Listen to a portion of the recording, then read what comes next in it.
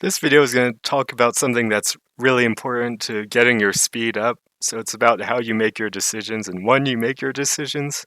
So what you want to be doing all the time is you want to be deciding where you put the next piece as you're placing the current piece. And you essentially just want to make a decision as to where that next piece is going as the current piece is going down. And then you keep doing that over and over and over as far as you can go. So at the start of a round, you can see the first two pieces, and most people know what they're going to do with the first two pieces based on what colors they are. And so most people just already have a decision as to where those are going.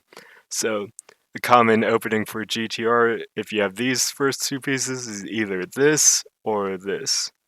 And most players just have a decision as to which one they like to use. I actually open like this and do right side GTR, but that's like a different way to do it. But so let's say you do GTR and you're putting down these double greens and you already know you're going to do like this one, I guess. So you made your decision as to where this piece is going and you already know. So you're looking at the next piece and you're deciding where that one's going to go. So um, there's two options. You could put it on the tail or on the front. I'll just put it, I guess I'll put it on the tail. So I'll decide to do the sandwich tail because it might be easier to see. So I'll put it laying down in column 4 and 5. So as this piece is going down, I already know where I'm putting this next piece. I'm going to put it like this. And then as this piece is going down, I'm deciding where I'm going to put the next piece. I'll probably put it in column 5 to go with sandwiches. And that might be easier to understand. So it's going down. I already know where I'm putting this piece, and I'm deciding where I'm putting this piece. So I'm going to put this, and I guess I'll lie it, split it in column 4 or 5 to make sandwiches, and go on and on and on. So again, you're deciding where you put the next piece as the current piece is going down. So like, and then you just keep doing that over and over and over throughout the round. So again, with the opening, people usually have their opening decision pretty set. And then let's say I decided I'm going to do this. I'm going to split the green to combine with this green. And I'm deciding that as this piece is going down. And I'm going to lay these blues flat. And then I'm going to put this double purple over here. And then I'm going to put this double red laying flat. I'm going to put the double green in column 1. And then you just go on and on and on and on. So like, and then you want to do that just as far as you can.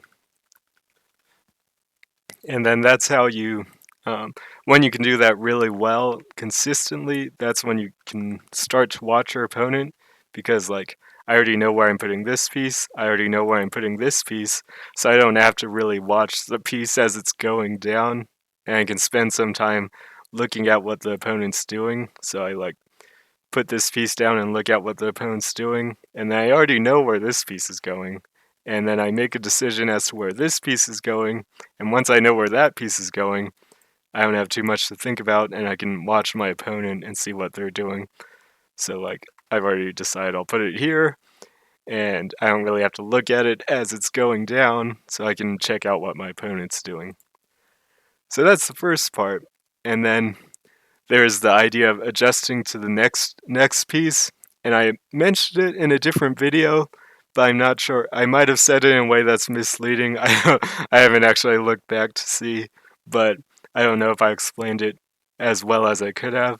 So again, you're always trying to play in this way where you're deciding where you put the next piece as you're placing the current piece, but you might adjust where you put the next piece based on what the next piece is.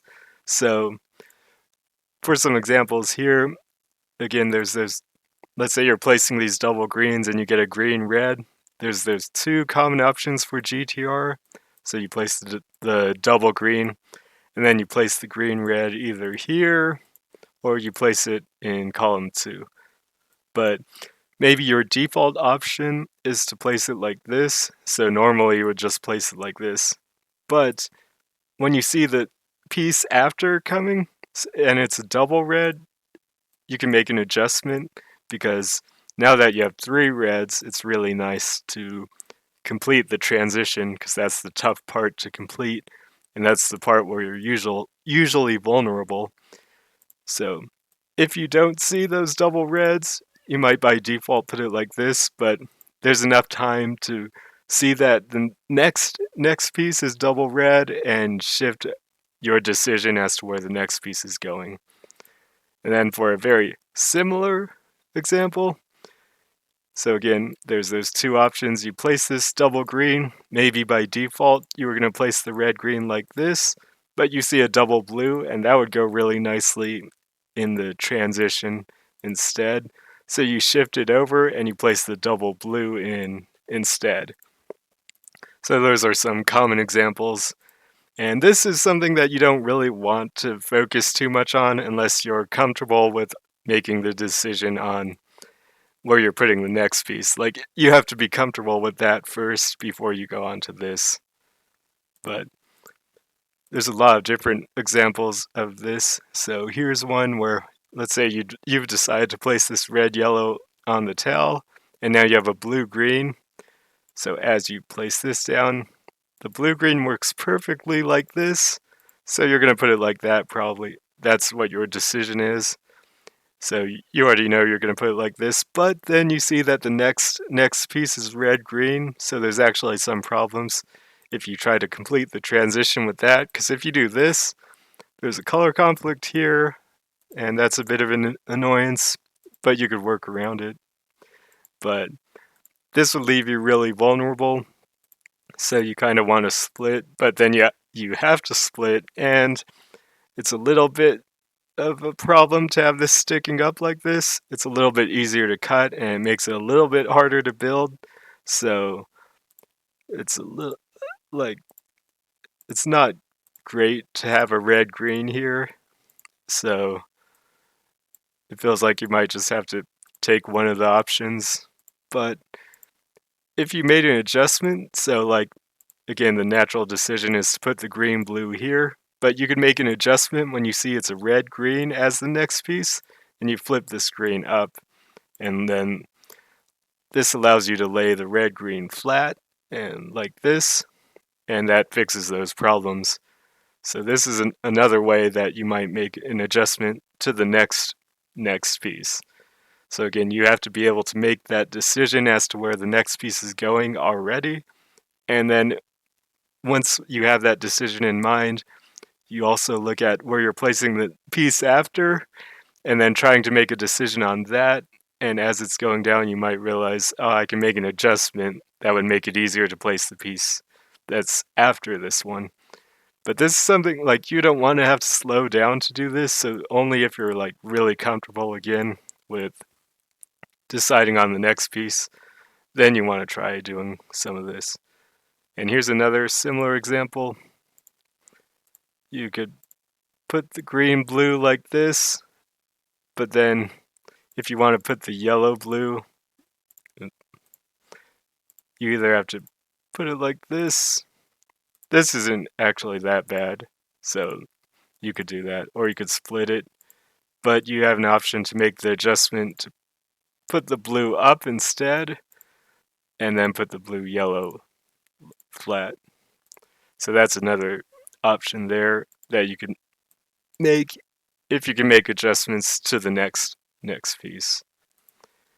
For one final one, so you're placing this double blue down in column 5, 6, and you want to make this Y joint, so maybe you naturally will place the yellow green like this. That's your decision as to where that piece is going.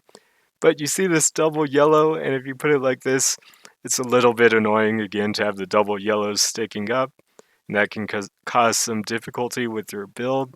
So when you see that it's a double yellow, you can make an adjustment to put the single yellow here so that there's space for the double yellow to go here. And you leave it flat and make it easier to build. So there's a lot of these different minor adjustments, but again, it's not something you want to focus on unless you're really comfortable with making a decision on the next piece already. Anyway, that's all for this video.